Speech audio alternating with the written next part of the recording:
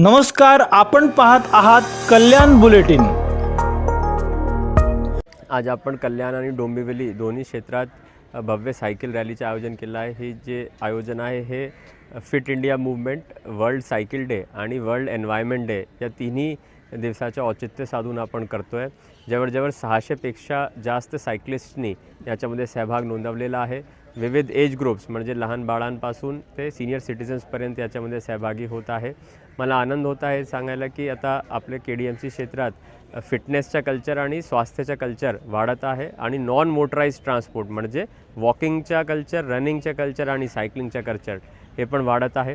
आजची भव्य सायकल रॅलीचा जे थीम आहे तो आहे सस्टेनेबल अँड सेफ KDMC म्हणजे शाश्वत आणि सुरक्षित KDMC।